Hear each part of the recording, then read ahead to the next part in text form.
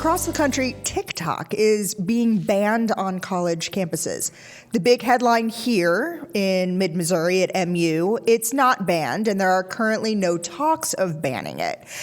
But as classes are starting back up at other SEC schools, such as Auburn, Georgia, and Texas A&M, students are finding they can't access the short video app on their phones when connected to university Wi-Fi. At the University of Florida, students and faculty have been discouraged from using it, but there has not yet been a ban put in place. This is all because 19 states have already banned the app in some fashion from use on government-issued devices, and that includes on university Wi-Fi systems at public universities.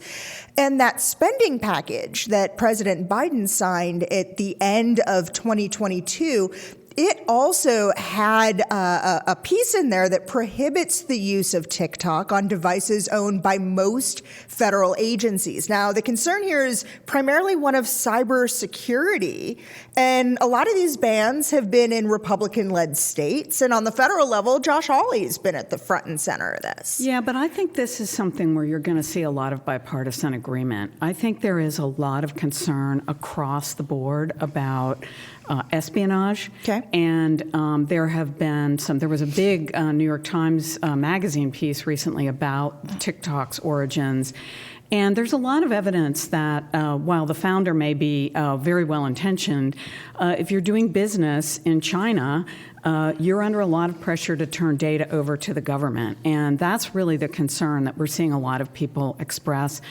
Mark Warner, who is a Democrat and also came out of the tech world, he was a tech executive, has also expressed concerns about this. It'll be interesting to see Maria Cantwell's position, senator from Washington, who also came out of the tech industry. So I think it's a very difficult situation for academic institutions because there have been a lot of really wonderful research collaborations with Chinese scholars, and you don't want to lose that.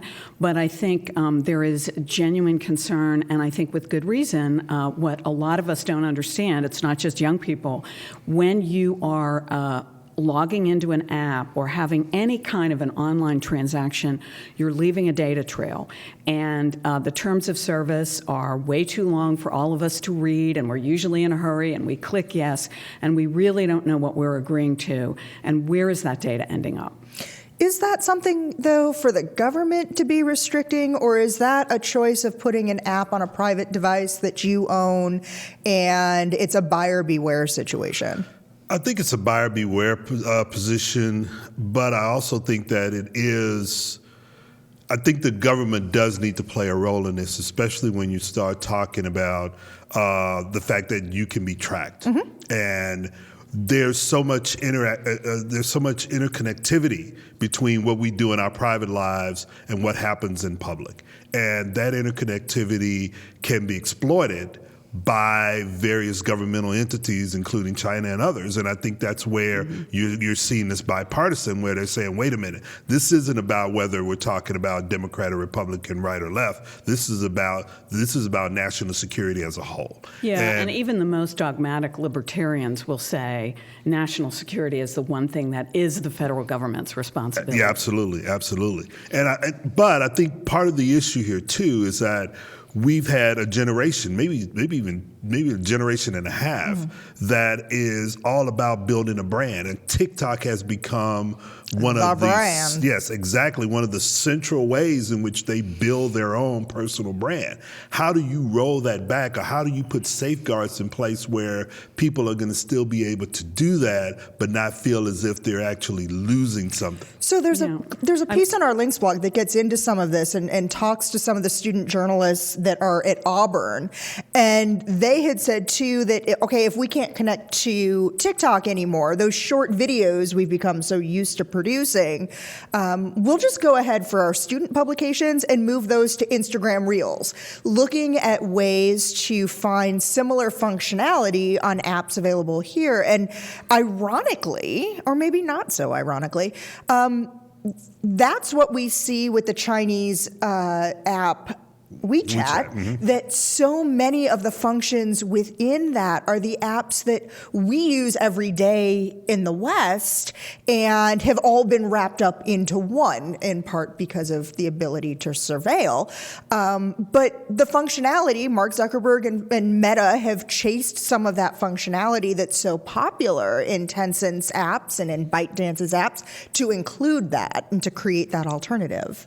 Yeah, absolutely. And then you can argue, well, we're favoring a U.S. company in banning TikTok. But again, I think the same way that the Chinese would say that they're favoring their own by blocking so Meta. it becomes a trade issue as well. But again, I think this is such a new world that has kind of accreted as people have innovated on top of innovation, and we really haven't stepped back to consider the implications of that. And I think that's what you see a lot of lawmakers doing, is say, well, wait a minute, time out, let's take a look at what's really happening here. Well, and the interesting part about this is from the Chinese perspective, WeChat, TikTok, they're looking at it from a governmental standpoint. Whereas in the West, we're looking at it from a commercial standpoint. And that's where I think the differences really come into play, because at least in our government, we don't want to stifle that commercial aspect of it. Whereas in China, it's all about, we actually own the commercial space.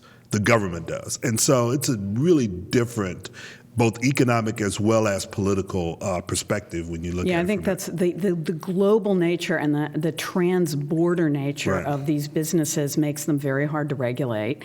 And it's very difficult to figure out, again, what's happening with that data. I mean, a young person of my acquaintance, who will go nameless because of a family relationship, said to me at one point, "Oh, I've got 10,000 followers on TikTok," and I didn't want to say, "Honey, how many of them are real people?" But that's a legitimate concern, right? How many of them are bots? How many of them are?